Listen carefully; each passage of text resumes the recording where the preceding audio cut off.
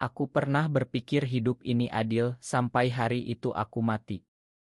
Darahku membasahi trotoar di gang sempit Tanah Abang, Jakarta saat peluru menembus dada. Dan yang terakhir kuingat adalah wajahnya, Rendra, bos Maya yang selama ini kuhindari, menatapku dengan mata penuh penyesalan yang tak pernah kusangka. Aku membuka mata di tempat yang asing. Bukan rumah sakit, bukan surga, bukan neraka. Sebuah kamar mewah dengan jendela besar menghadap ke Jalan Raya Sudirman yang ramai. Tubuhku terasa berbeda, lebih berat, lebih kuat.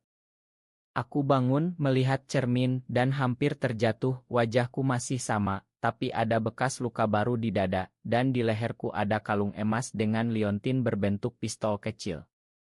Aku bukan lagi Arga, pemuda biasa yang bekerja sebagai barista di kai kecil. Aku suaminya. Suami Rendra Pramudita, bos Maya terbesar di Jakarta yang menguasai dunia gelap dari pelabuhan Tanjung Priok sampai gedung-gedung tinggi di SCB.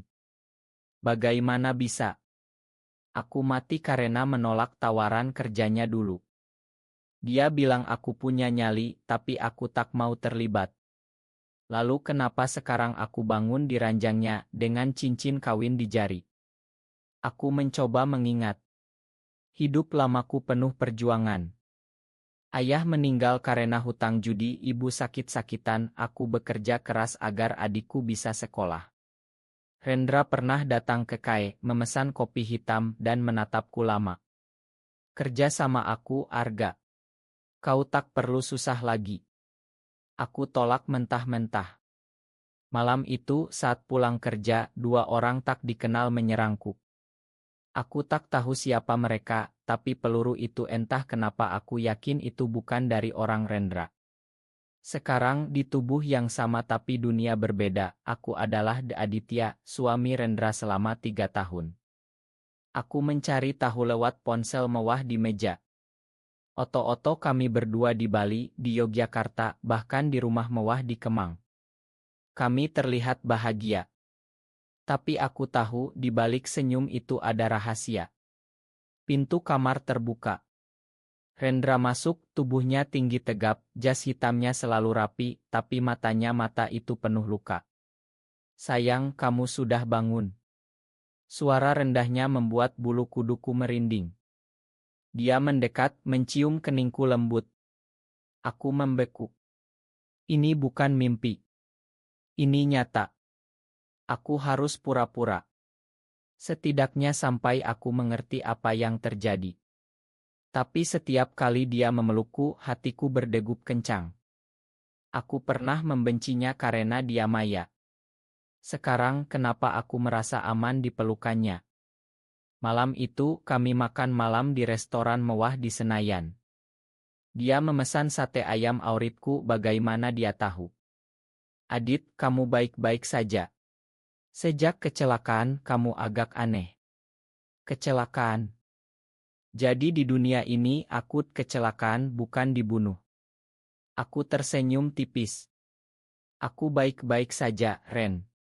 Hanya lelah. Dia meraih tanganku. Jangan bohong padaku. Aku tahu kamu menyembunyikan sesuatu. Aku menatap matanya. Mata yang dulu kutakuti sekarang penuh kasih. Apa yang terjadi di dunia ini? Kenapa aku jadi suaminya?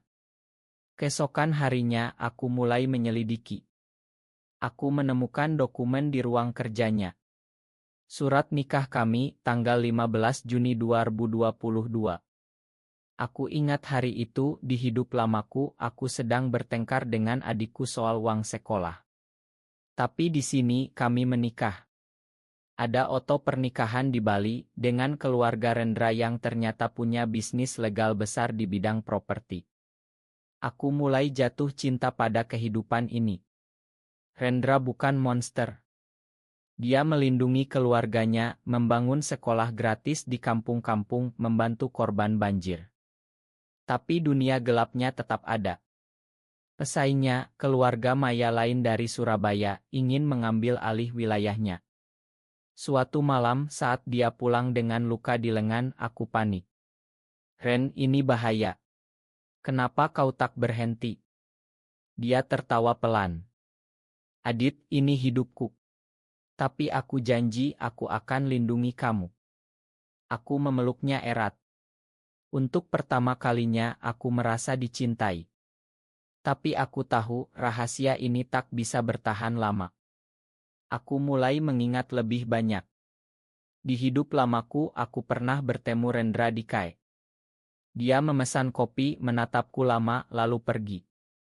Beberapa minggu kemudian dia kembali dengan tawaran kerja.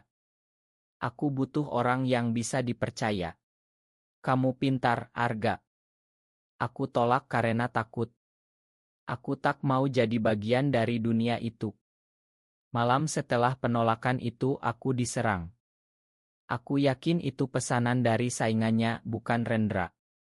Di dunia ini aku adalah Aditya, anak yatim piatu yang Rendra temui saat masih muda. Kami bertemu di panti asuhan, dia membantu membangun sekolah di sana. Lalu jatuh cinta. Menikah. Hidup bahagia. Tapi ada ancaman. Aku menemukan diari lamaku, tidak diari Aditya. Di situ tertulis, aku takut Rendra tahu aku bukan orang asli. Aku takut dia menolakku jika tahu aku dari dunia lain. Apa? Jadi Aditya asli juga mati dan aku menggantikannya. Tidak, diari ini ditulis sebelum kecelakaan. Kecelakaan itu adalah saat aku masuk ke tubuh ini. Aku mulai mencurigai Rendra. Apa dia tahu? Apa dia sengaja membunuh Aditya asli? Tidak. Aku melihat caranya memperlakukanku. Dia lembut, penuh perhatian. Setiap pagi dia buatkan kopi, setiap malam dia ceritakan hariannya. Dia bilang aku adalah satu-satunya yang membuatnya ingin berubah. Tapi dunia maya tak pernah tenang. Ada pengkhianatan. Salah satu tangan kanannya, Bima, ternyata bekerja untuk keluarga Maya dari Medan. Mereka ingin mengambil alih bisnis pelabuhan. Suatu hari, saat Rendra pergi ke pertemuan, aku diam-diam mengikuti.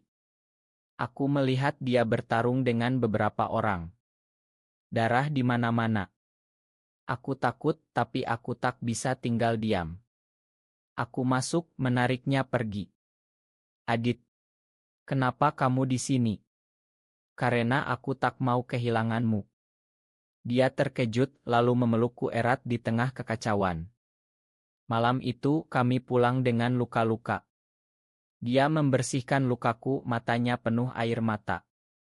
Jangan pernah lagi ikut campur, Adit. Aku tak mau kamu terluka. Aku menangis. Aku takut, Ren. Aku takut ini semua hilang. Dia menciumku lembut. Selama aku hidup, aku tak akan biarkan apapun memisahkan kita. Tapi pengkhianatan Bima semakin jelas. Dia mencoba membunuh Rendra saat tidur. Aku yang terbangun duluan mendorong Rendra, dan peluru mengenai bahuku. Darah mengalir. Rendra marah besar. Dia menangkap Bima, tapi tak membunuhnya. Kenapa, Bim? Bima tertawa getir. Karena kau lemah, Ren. Cinta membuatmu lemah. Rendra memenjarakan Bima. Tapi itu baru awal. Keluarga Maya Medan mengancam perang terbuka. Aku tahu aku harus melakukan sesuatu. Aku ingat hidup lamaku, aku pernah belajar bela diri sedikit. Aku mulai berlatih diam-diam. Rendra tahu, tapi dia tak menghentikan. Kalau kamu ingin melindungi kita, aku akan ajari. Kami berlatih bersama di gym pribadi. Tubuh kami dekat, napas saling bercampur. Saat itu aku sadar aku jatuh cinta padanya. Bukan karena tubuh ini, bukan karena dunia ini. Karena dia, Rendra yang penuh luka tapi tetap melindungi orang-orang yang dicintainya. Konflik memuncak. Keluarga Maya Medan menyerang gudang di Tanjung Priok. Rendra pergi dengan anak buahnya. Aku tak bisa diam. Aku ikut menyelinap di mobil belakang. Di sana pertempuran sengit. Peluru beterbangan. Aku melihat Rendra terpojok. Aku lari ke arahnya, menariknya ke balik kontainer. Adit. Pergi. Tidak. Kita bersama. Kami bertarung bersama. Aku terluka lagi, tapi aku tak peduli. Akhirnya, kami menang. Tapi Rendra terluka parah. Dia pingsan di pelukanku. Di rumah sakit, aku menunggu di sampingnya. Dokter bilang dia stabil. Aku menangis. Aku tak mau kehilangan dia. Aku baru sadar, hidup lamaku penuh kesepian. Di sini aku punya dia. Saat dia sadar, dia memegang tanganku. Terima kasih, Adit. Kau menyelamatkanku. Aku tersenyum. Aku tak bisa hidup tanpamu, Ren. Tapi rahasia mulai terkuak. Bima lolos dari penjara. Dia tahu aku bukan Aditya asli. Dia punya bukti oto lama Aditya yang sebenarnya mati dalam kecelakaan. Aditya asli dibunuh oleh saingan dan Rendra mencari pembunuhnya. Tapi aku muncul di tubuh itu. Bima memberitahu Rendra. Rendra datang ke rumah sakit, matanya dingin. Siapa kamu sebenarnya? Aku gemetar. Aku Arga. Dari dunia lain. Aku mati lalu bangun di tubuh Aditya. Dia terdiam lama. Lalu dia memelukku. Aku tahu sejak lama. Aku tahu kamu berbeda. Tapi aku tetap mencintaimu. Aku menangis. Kenapa? Karena kau membuatku merasa utuh. Kami menghadapi ancaman terbesar. Keluarga Maya Medan mengirim pembunuh bayaran. Mereka ingin menghabisi Rendra dan aku. Kami kabur ke Bali bersembunyi di ila pribadi. Di sana kami punya waktu untuk berbicara. Aku ceritakan hidup lamaku. Dia dengar dengan sabar. Aku tak pernah menyesal menikah denganmu meski kau dari dunia lain. Aku menciumnya. Untuk pertama kalinya, ciuman kami penuh gairah dan kasih. Tapi bahaya datang. Pembunuh menemukan kami.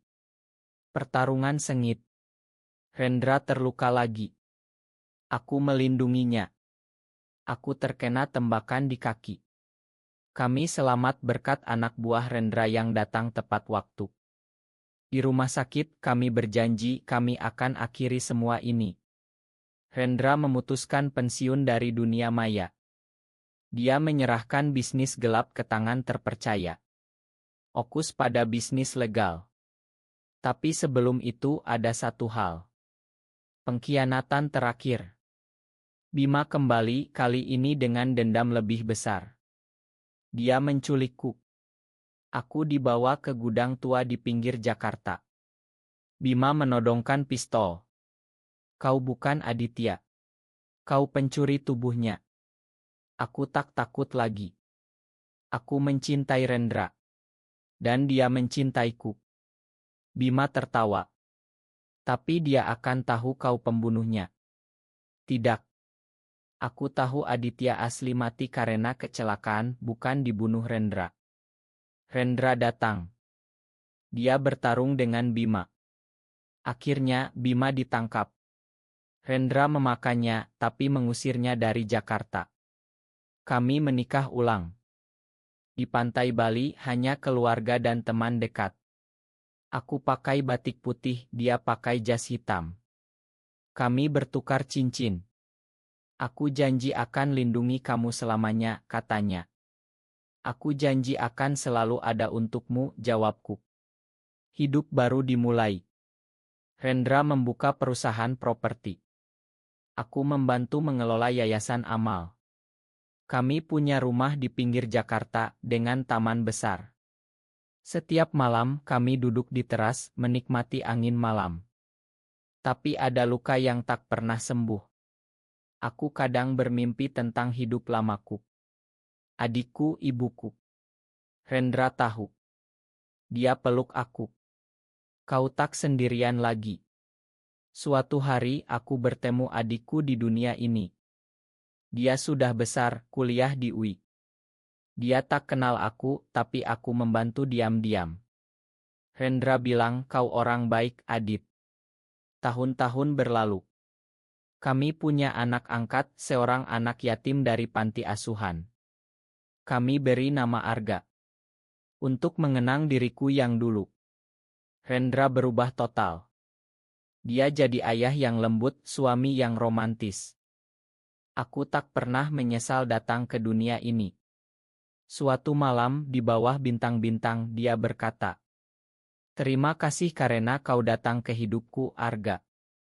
Aku tersenyum.